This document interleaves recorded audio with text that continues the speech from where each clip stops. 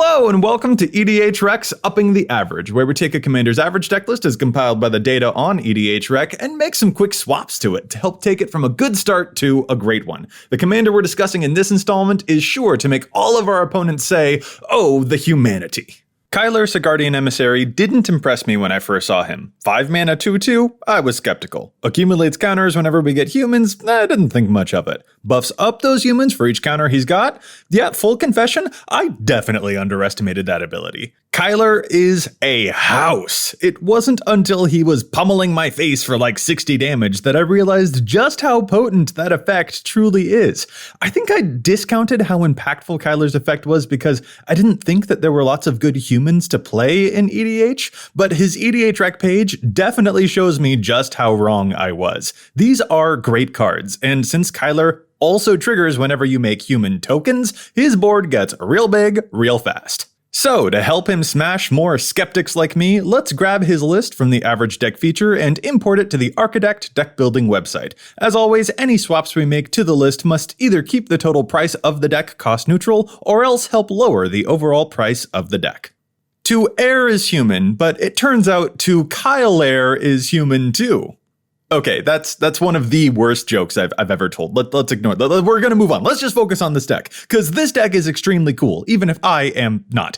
Notably, there are just as many creature cards as there are lands in this deck. 35 creatures, more than a third of the deck, is a lot. EDH Rec data shows us that the average deck contains about 24 to 25 creatures. However, it's important to note that tribal decks have a different usual average. From elves to zombies to dragons and cats, a tribal deck more often contains anywhere from 32 to 37 creatures. Of course, we also can't forget about the other cards in this deck that also make human tokens too, but more on that later. For now, let's start off by examining some of Kyler's core cards. Right off the bat, we have a bunch of other legendary humans who beef up this strategy a whole bunch, especially because of how many tokens they can make. Even if Adeline was our only creature, and then we played Kyler and moved to combat, we're not just attacking with a couple of 1/1s, we'd be suddenly attacking with 20 power total. Like, holy wow. In the same vein, the token maker spells are huge. Increasing Devotion doesn't make 5 1/1s, it makes 5 6/6s. Call the Coppercoats is definitely my absolute favorite though. Oh, and Sigarda isn't a human, but she makes humans, and at instant speed no less, so that's rad. And frankly, her hexproof effect must not be ignored. Keeping Kyler safe is paramount. Humans don't have tons of tribal payoff cards out there in the wild, but Heron's Grace Champion is a pretty fun one in my opinion. And Thalia's Lieutenant is of course a classic. And of course there's Angel of Glory's Rise, another one of those weird off-tribe cards that helps out the tribes so much that we love it anyway. Of particular import is how useful each of our humans happen to be. For example, a bunch of them offer us just really good ramp effects. These are great sources of mana acceleration, one of any deck's basic necessities, but here they are terrific to help power out our commander early, and in the late game, they can join in on swinging for lethal. Humans have been innocuously present throughout every single set in Magic, so they've gotten some really great effects across the game's history. Eternal Witness is famously good, for instance, and Esper Sentinel is pretty hard to pay for when Kyler is giving it like +6/+6. And of course, speaking of card advantage, I also need to shout out the card Laid to Rest, one of the best insurance policies in the entire deck, a subject we may return to later. The last core Kyler cards to note involve his combat prowess. First, Hardened Scales and the Ozolith are major players. For 1 mana each, they overperform in spades. One of them can double up the speed of Kyler's buff, resulting in some egregious combat steps, and the other will save his progress so that he can resume his powerful anthem when he comes back again later. And second, Champion of Lamholt and Audric Master Tactician deserve huge praise. Having a big board of big creatures isn't enough, they can just get chump blocked after all. But these two cards make the team basically unblockable. It is sincerely very easy for Kyler to have more than 60 damage present on board at any given time, so Evasion is one of the single most terrifying effects we can possibly play. So how can we improve upon this very human deck? Well, naturally, by focusing on all the things that make being human so special. We'll talk first about humankind, just, in general, move on to some human interest stories, and round it out with some human resources. Naturally, we'll start with humankind, aka our creatures. So here, we're just improving our people skills. Or rather, our people's skills. There are a couple of humans that aren't in this deck yet that I really think deserve to be, and also a couple of non-humans that I don't think are quite as benevolent to us as they first appear. My first cut is gonna be Herald of War. This is an angel that can make our humans cheaper, but we just really don't need that. So many of our humans ramp us up already that this discount is truthfully kind of negligible. Plus, it really stands out when we have a huge board of 8/8s and Herald over here is still only like a 3/3.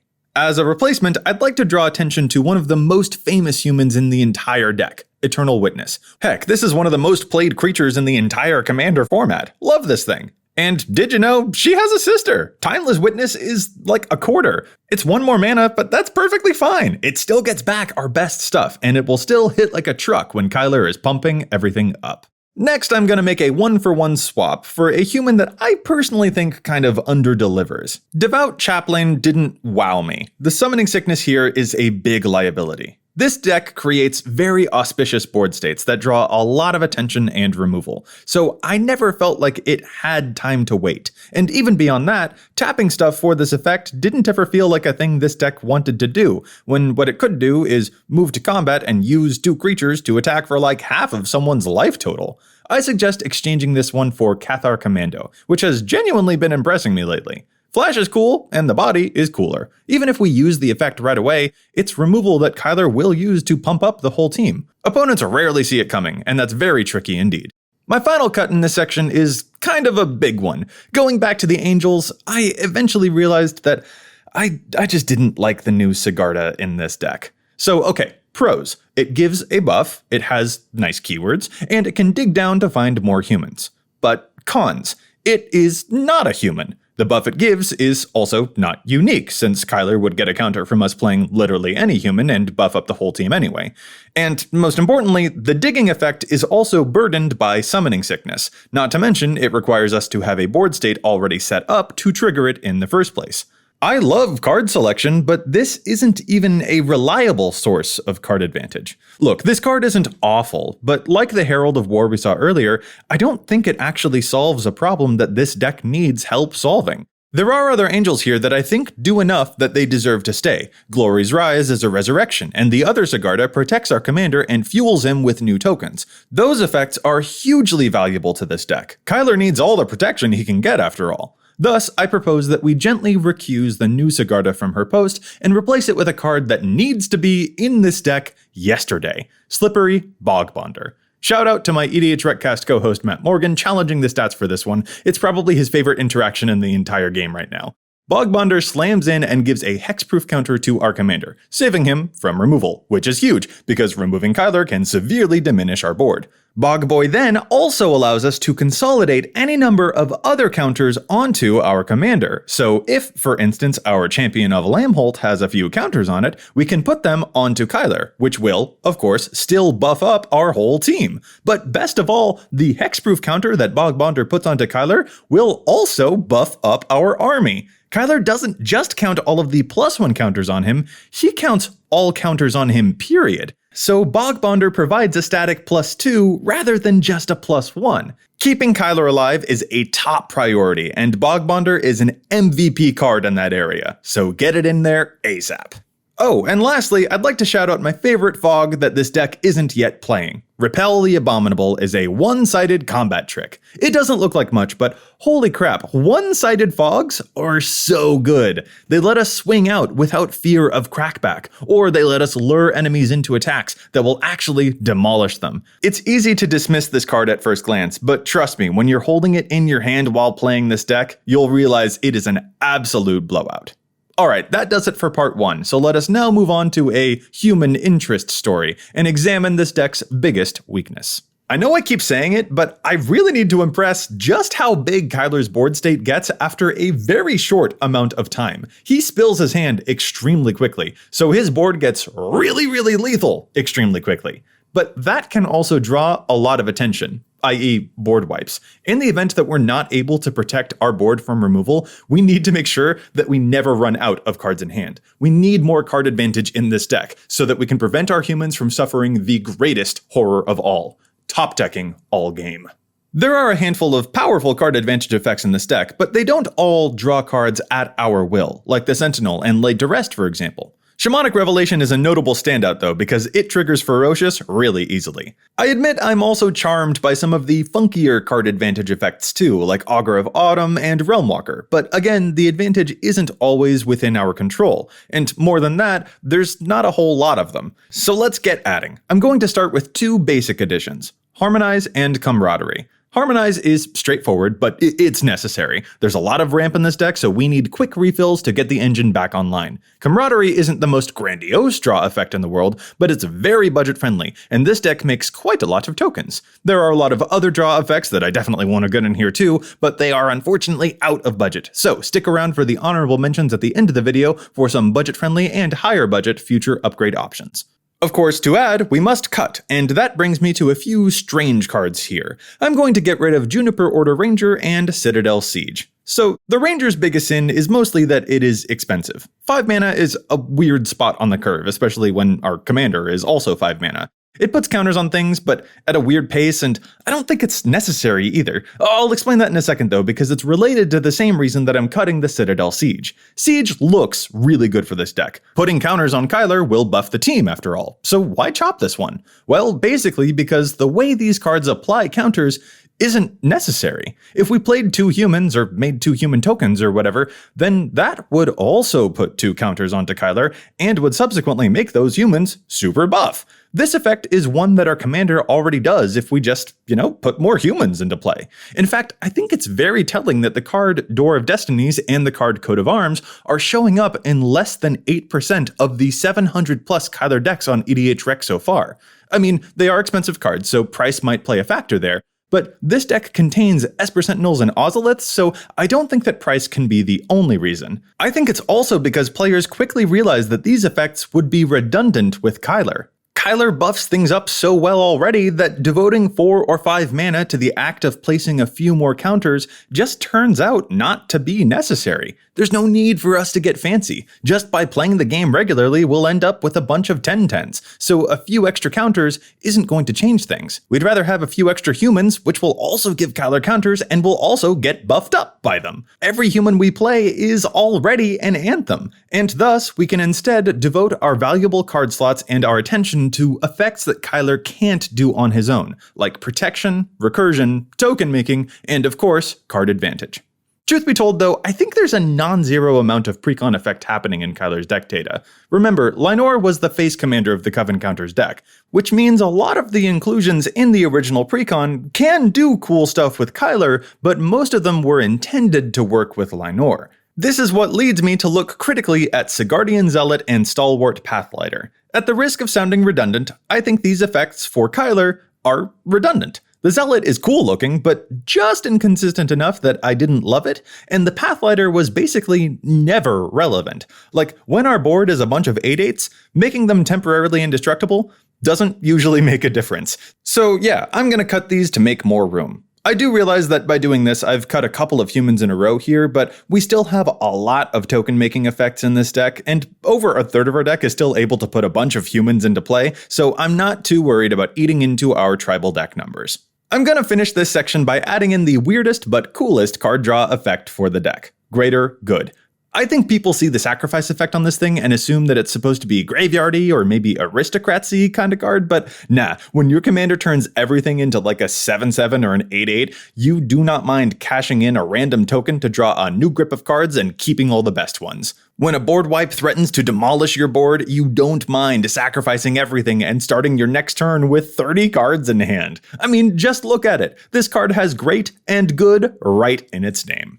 Alright, that's our second section wrapped, so now let's close things out with our third and final category. Let's head over to human resources. In other words, let's take a look at our lands. Vampires and werewolves are cool and all, but in my opinion, one of the best things about Innistrad is witnessing all of the art for the human cards. They're so tenacious. They're able to stave off the night just using stuff that's around the house. And that's a great lesson for us here in this section. Just by using something as generic as our basic resources, we can still crank up our chances of victory.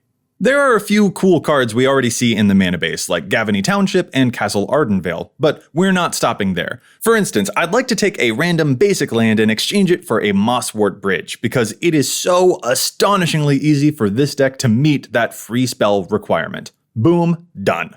After that, I'm going to pull an unusual move and recommend adding in Terramorphic and Evolving Wilds to this deck. This is very strange for me. I've gone on the record as not liking these cards for 2-color decks. In general, if I'm in 2 colors, I usually prefer a tapped land that would give me both of my colors rather than a tapped land that gives me one of my colors. The exception, of course, is when there's stuff like landfall involved. This deck contains a Maya, and I know it's silly, but the occasional double landfall turn is a huge boost. And heck, when these things end up in the graveyard, they could even fuel old Sigarda's token ability too. I think it's worth it to swap out other lackluster lands for these. It's a small thing, but small edges here and there are what help our humans cumulatively add up to a mighty force. The next 3 cards I want to add all have some strategy in common, but they require some cuts first. I don't particularly care for Knight of the White Orchid in a green deck. Like, call me crazy, but it seems like green might be one of those colors that, has a lot of lands. So yeah, be gone. I'm also officially not in love with Celebrate the Harvest. Like the Coven cards we cut earlier, this feels like a card that Lynor wanted because she was all about manipulating the power totals of her creatures. Kyler is way less bothered about that, and Celebrate the Harvest feels just especially bad when you have an empty board. Don't worry about the fact that we're cutting a ramp source, by the way. There are so many humans that tap for mana in this deck, we still have over 10 sources of mana acceleration here. Alright, so with those cuts done, what am I adding? Well, I was honestly just slightly uncomfortable with the land count in this deck. 35 was fine, but also not fine. It didn't feel like we definitely weren't running enough lands, and yet the deck was still, occasionally inconsistent. So I figured, how about we get some Zendikar modal double-faced cards in here? Vastwood Fortification is nothing special, just a land, but if we draw it when we're already mana flooded, then sure, it can also be a counter on Kyler, which will buff up the team. Solves the mana base problem, and it could have a very cute late game application. But truth be told, I think the real winner is Sejiri Shelter. Kyler needs protecting, and this can act as a mana when we need it, or a relevant late game draw when we're already flush on resources, but need to keep our commander alive to ensure that our final attack will prevail. But wait, didn't I say I was adding 3 cards, not 2?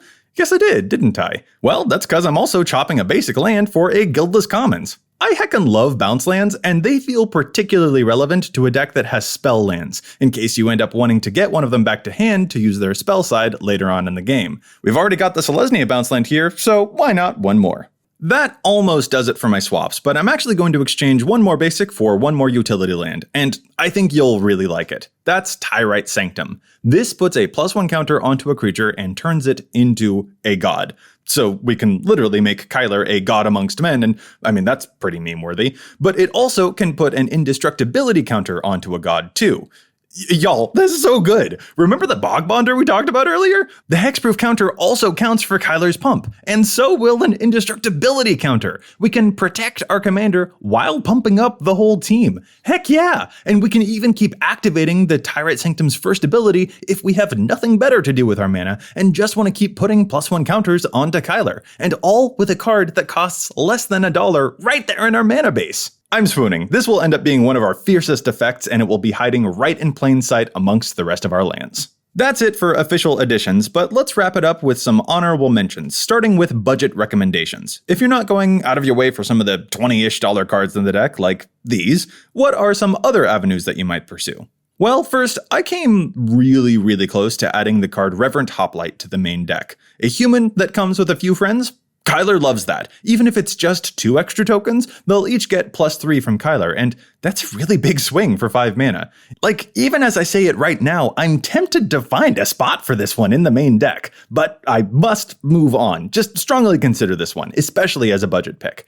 Now, to help with card draw, don't be afraid to try out some eclectic cards. I kinda like the first arrow in games. It makes a human, can buff up Kyler a whole bunch, and will eventually draw cards if we can keep our stuff around. It's a bit funky, but each of these chapters is relevant to our strategy, and that's pretty cool. Finally, if you need even more protection effects and things like the Ozoliths or heroic interventions are out of price range, don't be afraid to try out the weirder ones like Semester's End. Big Blink will save our stuff, and then when they all re-enter, Kyler will trigger a whole bunch of times, getting back a bunch of counters all over again. Heck, the Summer Break will even give him an extra counter. Plus, this is a pretty nifty protection spell to recur repeatedly with those Eternal Witness effects too. These are inexpensive cards, but they all pack one heck of a punch in this deck. How about the opposite end of the spectrum? What if you'd like to splurge on this deck? Well, buckle up, because there are a lot of cards I wish I could have added to this one. Some of them are straightforward. Upgrade the card draw to things like Rishkar's Expertise. Advance your protection suite with format staples like the all-time banger Teferi's Protection.